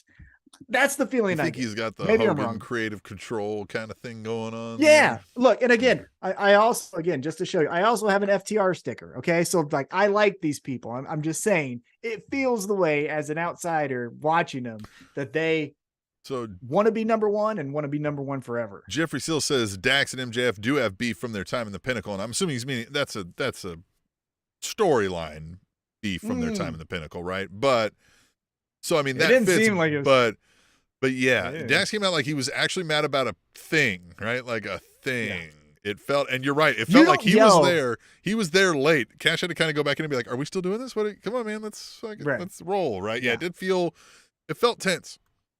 You don't yell at Tony Khan. Maybe we got worked, but it was good. Well, you don't yell at Tony Khan to play a different music because of a Pinnacle thing. But see, that does, I think, encapsulate what you're talking about, right? He's like, "Hey, next time why don't you play our music? We're the champs, right?" Like, yeah, but you came out after they won a thing, so no, you interrupted them. Right. Like, you don't just earn your music on the way out too, because you came out and you were like, "Look at you, you suck."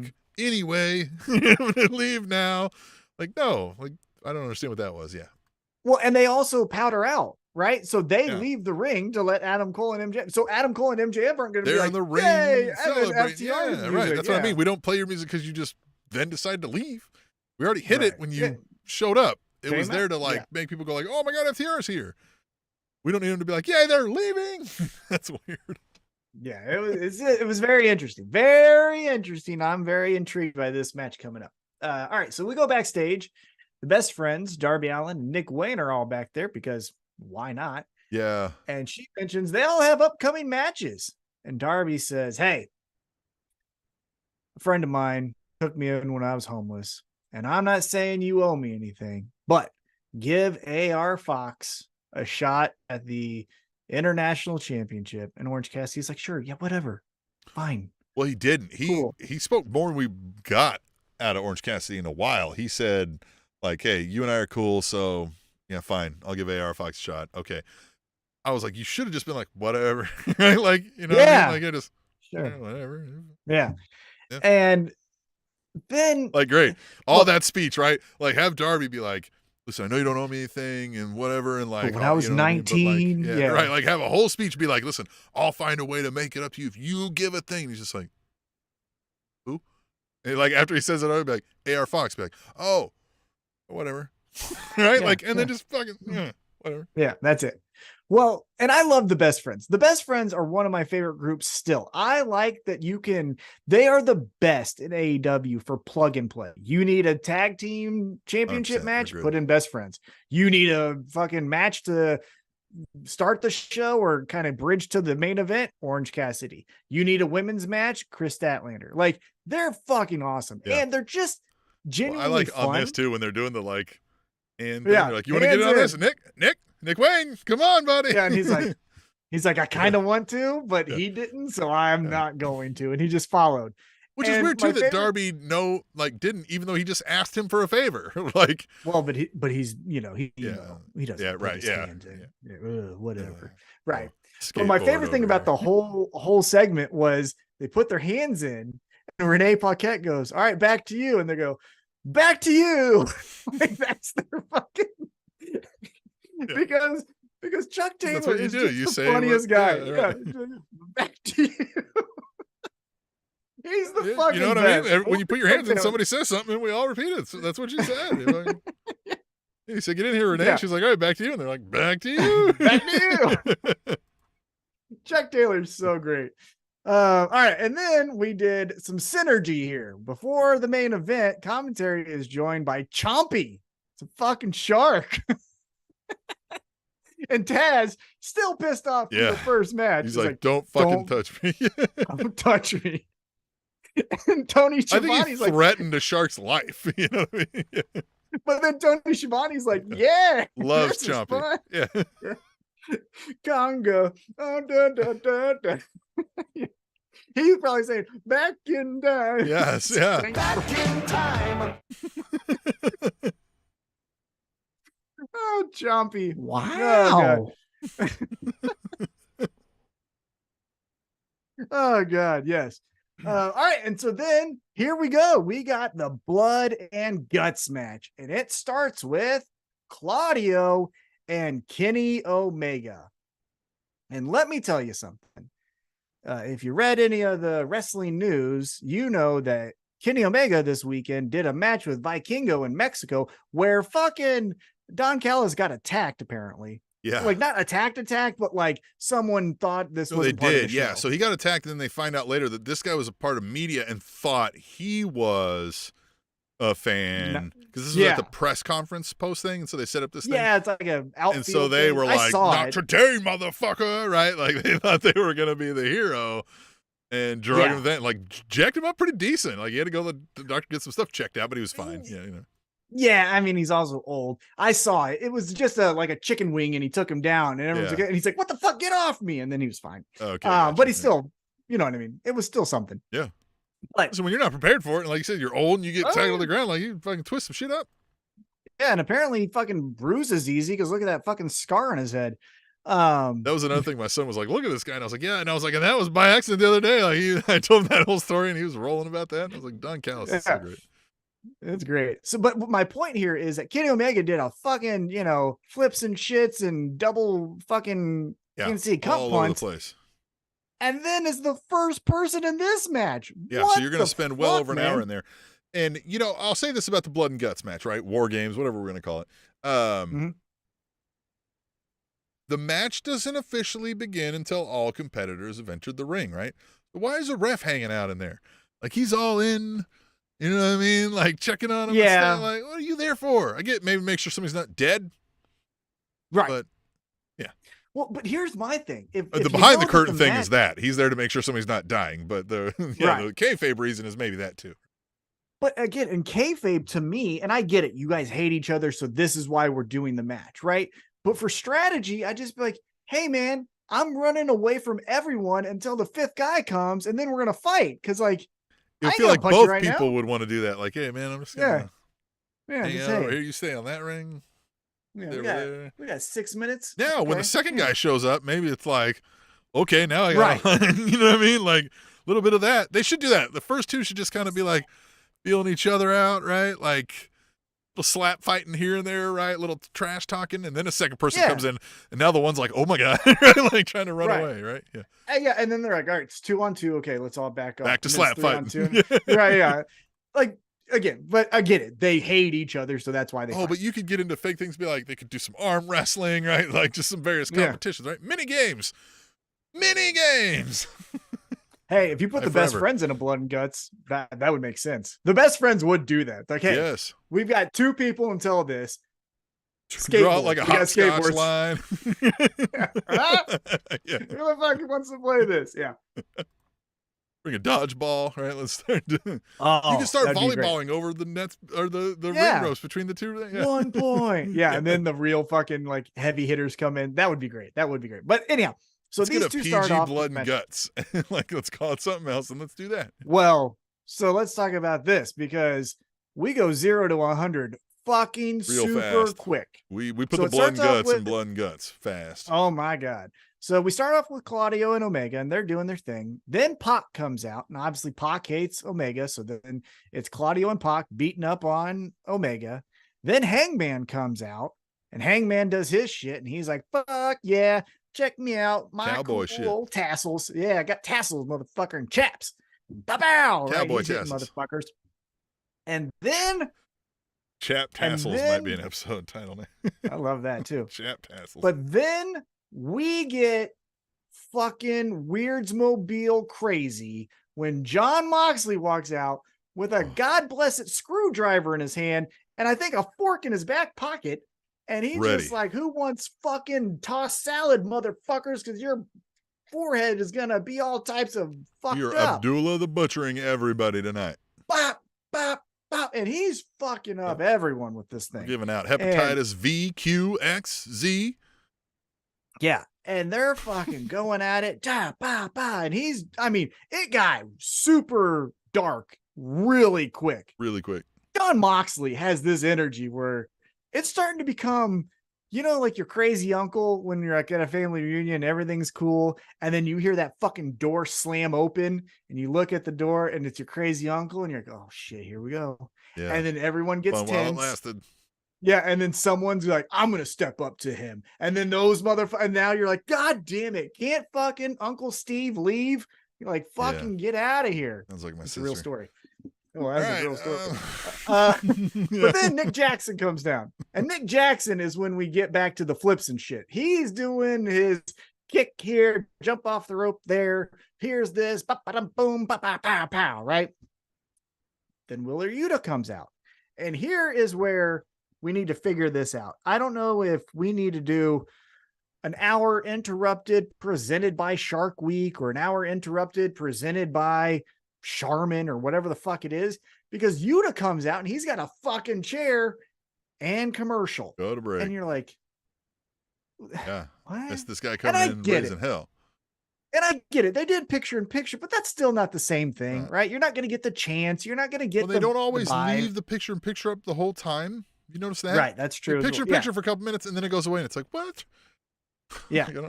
And so, yeah, I think next year we've got to figure out a way to be like, we're doing an hour, no commercials, Blood and Guts is presented no by, commercials.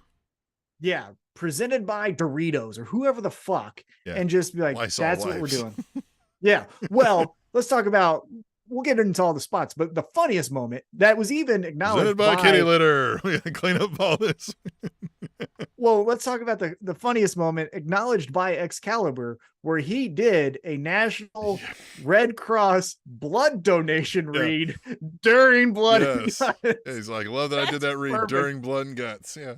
That was perfect. That should have been the like. Because he delivered it full professional and then right. I mean, he doesn't miss pacing at all. As soon as he finishes the read, he's like, and yes, I did do that read during a Blood and Guts match. Yeah. Like it was still Just- part of the read if you didn't cut it. Perfect. It's great.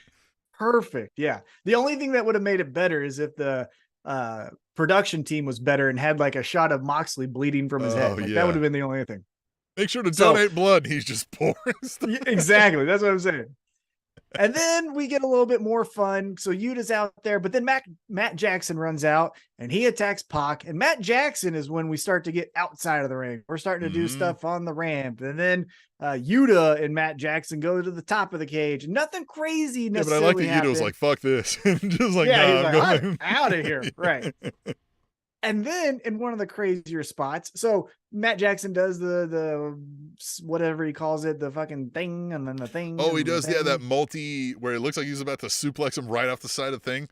That one was getting me a little bit. I was like, watch out, guys. Like, one little misstep and you're both dead here. Yeah. But so then Yuta goes hey, I'm cowering out of this position. Fuck this. I'm out of here. Right. So he climbs down. And then Matt Jackson is like, well, I got these thumbtacks, so let's just fucking make it snow on these motherfuckers. Yeah. Whoop. And for once they got the shot there, though, right? Because Claudio and whoever they look up, it was Yuta, I think, Pac. and they look up and they're like, yeah, it was Pac, and they're like, what the hell? Yeah. Right. And then boom, then they got countered. Yeah, that was when they got it. And then okay, then what happens after that? So then well, we do have a quick tweet the table about this. Let me let's get into it. Brian J. Bay says, Pac dropping off the top of the cage and putting Junior super kick number 2 through the table. Damn, hashtag tweet the table. Junior super kick that was well, he fucking got momentum and then went down, and that's a kick right to the sternum. That could break a rib easy. That wasn't like the Finn Balor where I can, put my forearms in front of my stomach and just take it on my forearms. That was right there. Woo. Nick Jackson got fucked up on that one. Jeffrey Seal says that was purposeful, like Nick Gage with the pizza cutter while Domino's commercial is playing. That was the best. That's the best of all time. One of my favorite moments in wrestling history. Yeah, that's the best of all time. That can never be beat. So then, after all of these spots, we get Takeshita walks out, right? Takeshita walks out, and he also has a chair. That's another thing, too. All these motherfuckers had chairs, except for Moxley, who had a fork and a screwdriver. And then, by the way, I have every belief that, like, Mox travels with that exact fork and screwdriver, too. Like, it's in his bag. Yeah. He's got to, like, deal with airport security every time and be like, listen, man. Yeah, like, he has to take it out, and he's like, so this is the blood of Nick Gage. This is the blood of Kenny Omega. Yeah, I'm not going to stab anybody on here. I do that in sanctioned fights. On the last little silver tongue, that's actually Hangman's hair. Yeah. Like, he just like tells you the story. You guys know who Nick Gage is? I got a pizza cutter in here. Yeah. Well, here's the thing so as I've said multiple times on this show, I will watch AEW Dynamite or Collision, whatever it may be. And my wife will be in the living room, but she will read a book and then kind of glance up and giggle at sometimes doing schoolwork. Like she's a responsible adult. Yeah, she's looks up, okay, whatever. But back to reading, she reads her stories, Agatha Christie, all that stuff.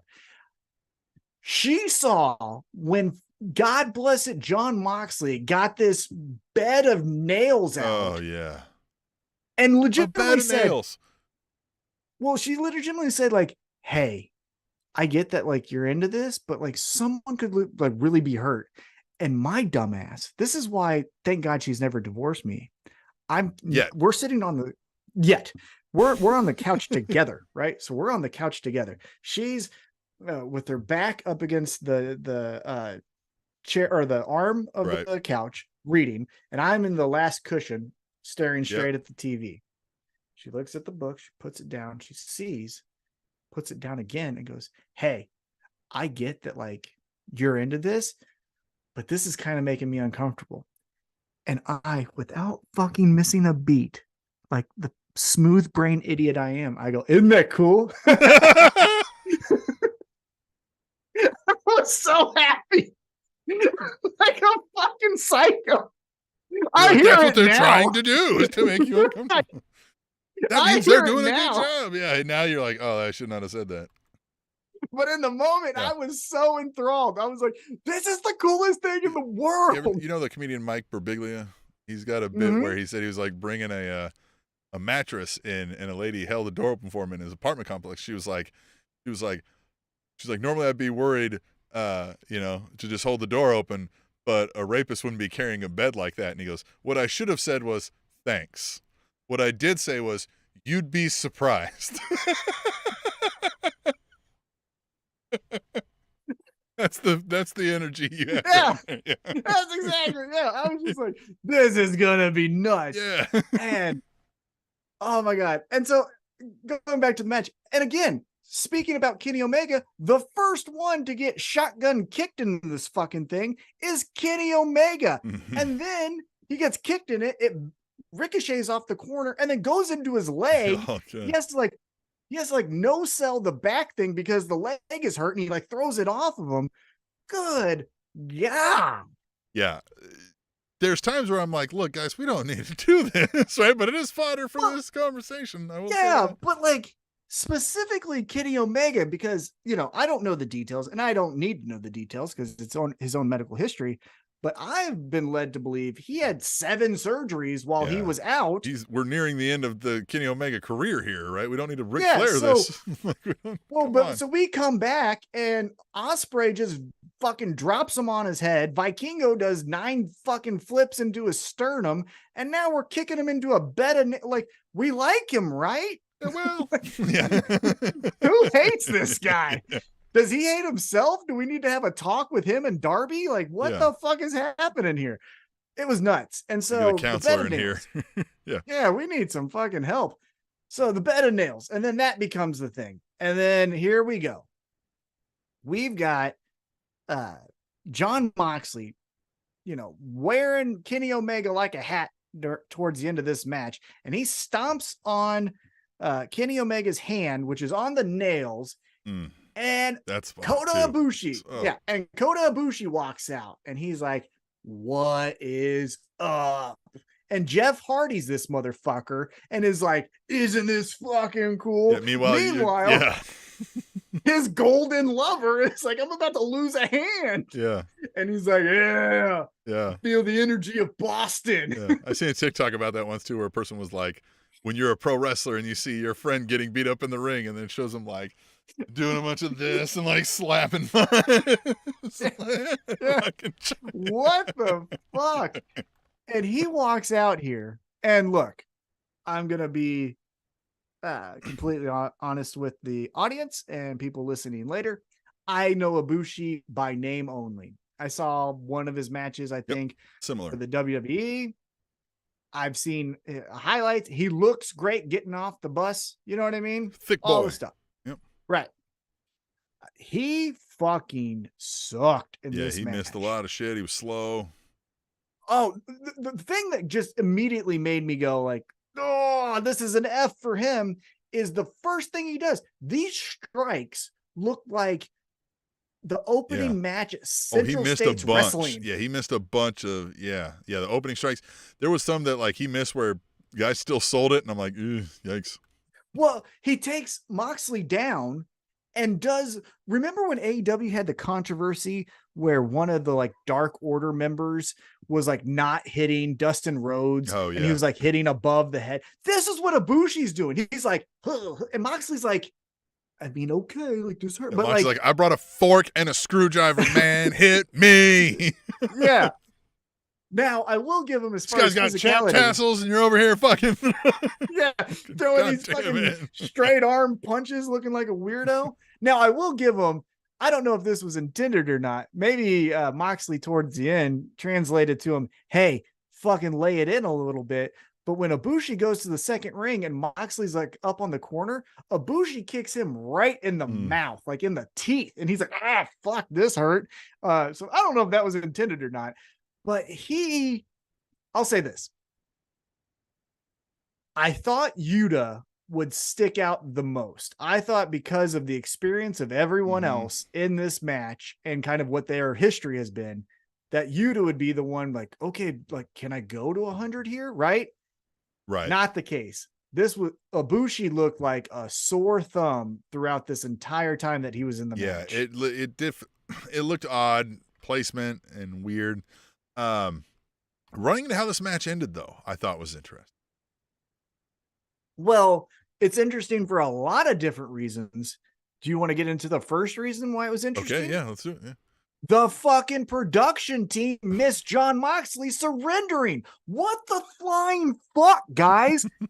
Girls, I don't know who the fuck's back there. They, them, whatever the fuck you want to be called. Like, yeah, you have one fucking job. First of all, that's a big deal. First of all, the match decision should be caught, and two, it's Moxley giving up, which I'm gonna guess hasn't happened yet in AEW. Well, so maybe it did, what right? We're led to believe, yes. So what we're led to believe from what I saw from the AEW apologists, which I can be one of, but what I've been reading from them is that they saw Hangman hanging Yuta. Moxley knows that Yuta is too tough for his own good because he feels like he has to be tougher than anyone to show the BCC that he belongs. Moxley knows this. He knows what that fucking feels like. So then he surrenders on behalf of Yuta. Right. Which is a great story, right? Yeah. Write that down.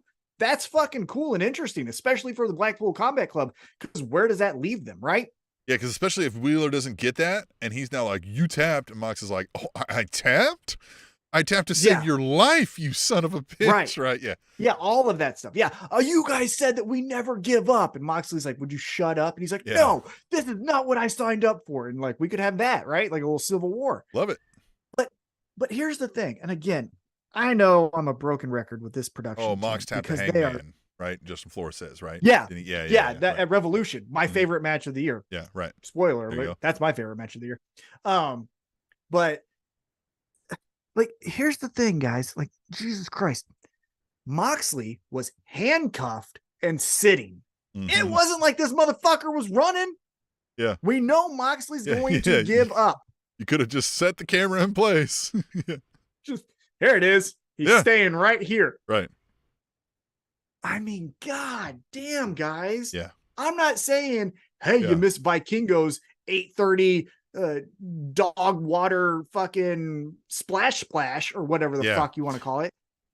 You missed Moxley sitting down saying, I quit. But I like the storytelling that we did here with, Pac finally is like, fuck this. He gets in a little tussle with Moxley, and he's like, fuck you. I like that they're not hiding the birds at all. He's like, everybody can catch these fucking birds, right? Like, everybody, get out of the ring, another one for your trouble, right? Like, just throwing them up, out, right? I like that. And then I like that Don Callis at some point realizes they're fighting a losing battle, and he's like, just get the fuck out of here, man. Like, Ibushi, let's go. Or not Ibushi, Takeshita. Takeshita. And now the Blackpool Combat Club is in peril. And I think that's done because I think we can move on now. And now I think we might get this Blackpool Combat Club. Maybe we're going to get a death triangle. Blackpool Combat Club death triangle. Here. Well, so what it was announced, and here's nitpicking again. I'm nitpicking because, again, AEW apologist wants to say that everything ties into everything. And AEW does a fucking fantastic job of paying attention to the details. More than the other place. Right. But this one wasn't it. So what happened was they're doing like the fucking punch face train to whoever it was in the corner. Yeah. And one of them moves and Claudio hits Pac. And then that's when Pac is like, well, fuck this, right? And he does what he was supposed to be here today. Right. Yeah. Now, and even Tony Khan is like, yeah, this is exactly what we were going for. We flash back. This clip is going on Twitter right now where Moxley gave the bird to Pac and bailed on a tag match. And now we're supposed to think that Pac is returning the favor. However, Claudio hit him. He was mad at Claudio. Right. So, like, that doesn't, like, I get Moxley's on that which team. in itself fits, right? Pac's like, hey, fuck you. Well, and then, like, he might have been fine, but Mox was like, oh, no, fuck you. You know what I mean? It happened. And then he's like, no, fuck you, right? Like, and then he's just like, oh, fuck you guys. I don't need to be here. I already beat up Kenny Omega enough. I'm fucking out of here. Yeah, exactly. I need to win this match. I just wanted to beat him up. Yeah. Well, and so now, Friday night, because unfortunately Mark Briscoe is hurt, the new title match for the Ring of Honor pay-per-view is Claudio versus Pac. So I think we may get into this more. Like, that'll take Blackpool Combat Club into a thing with Death Triangle, maybe, is what I'm thinking. And then we can now move on from this I mean, Blackpool Combat Club feud. Yeah, and for people that were there, they shared footage that after the match, the Elite and Blackpool Combat Club shook hands and then went their separate ways. So you've earned our respect kind of thing, which is cool. Fine, whatever. I do like that idea. And here's one thing I'll tell you, I don't know how the subscriptions for Ring of Honor television is going, but one thing that if you want to fucking bump them up, put Moxley over there, right? So you got Claudio as champion. I think you got Yuta fighting not Ibushi, but Dana Brooke. Who the fuck is who's the guy that kicks people really hard? He was with Orange Cassidy in that 4-way. Anyhow, I think he's gosh damn it, Romero, right? No, he's a New Japan guy. Anyhow, he's the pure champion. I think Yuta's going after them. And then the tag champions are the Lucha Bros. So you put Pac and the Lucha Bros in Ring of Honor. You got Claudio, you got Yuta. Bryan Danielson's on the shelf for we don't know how long. So just throw Moxley over there. I bet you some subscriptions will go up if you tell me, hey, Moxley's got a fork again on Ring of Honor television. What? I'll pay that for a month. Jeffrey Sills says Claudio needs an opponent for the ROH, but I think that's what you just said, right? It's going to be Pac. Yeah. It's Pac. Yep. And so I'm trying to think of ROH champs. This is bothering me. Who is that fucking guy? Champions. It is dun dun dun dun boom boom ba-dum ba-dum bum. No, son of a bitch. I did the wrong thing here. Yeah, look at you. Oh, anyhow. Trying to fact check, and this is what happens to you, Tom. So anyhow, so that was our yeah. So that was our wow. That was our anybody in the chat know who are you looking for? You're looking for the ROH Pure Champion? Or? Shibata, yeah. That's his fucking name. The bread. He's the bread guy. He's not the bread guy, but he sounds like a bread. He should be the bread guy. Come out with ciabatta bread. What's up? Probably not. Yeah, no. Okay, Vince. It's funny. Hey, it's funny. It's better than, hey, guess what? I kick people really fucking hard. There's that. Yeah. So that was AEW Dynamite. As you said, this was one of your favorite shows. I loved it. I thought they did. I think I like the idea of these like longer matches, but we jam-packed a lot of storytelling into this, right? Like we didn't need 10 matches here tonight. We had 4, I think, right? We could have made a women's match actually a women's match, but you know what I mean? I liked this episode. I liked a lot of what we delivered here with minimal things that I thought were wrong. I thought it was A+ episode. Yeah, the only thing, and I already challenged him to it, and I hope you clip it and send it to him. But the only thing I would challenge him is, hey, let's fucking get more women involved. And here's the thing. I have been saying this for years now, part of the 10 years of Spanish Announce Table. I'm not we got to have the women because we're progressive. Like, put the best on and put the best on, right? But if you're going to have 2 titles for the women, fucking feature the 2 titles for the women. That's all I'm getting at is like, if you're going to say we all have women's pro wrestling, then show me women's pro wrestling. And all you showed me, especially last night, was 45 seconds of a girl getting confused and Britt Baker trying to coach her into how to fucking get lost. Justin Flores says we could do Shibata versus Luigi Primo, the battle for baking supremacy. Yeah, and he's like, I got bread. He's like, I got dough. And but if he's Italian, don't we need to make him like an Indian or something like that? And I think, yeah. I think. Actually, I think he's German, but he's playing Italian. No, I don't know anything. Right? Yeah. But Luigi Hoffenstein. Right. Yeah, right, exactly. That's his real name. But what I was going to say though is, one thing that we thought about, kind of recapping on Blood and Guts, if you go back actually 3 months or so ago, we kind of thought that this year's Blood and Guts might be the AEW homegrown girls versus the outsider AEW women. Where we thought we were headed. And so what I'm saying is, let's fucking pull that trigger, right? So why didn't we do that? That we could have built all this. Yeah. Well, now there were some injuries, right? Jamie Hayter's hurt, things like that. True. But let's plan for next year. Britt Baker, Willow, Jamie Hayter, Thunder Rosa, Tony Storm. Like we got the women to do this. Let's do a 5-on-5 women's Blood and Guts match. And I guarantee you, it's not going to be as athletic, but it might be more violent.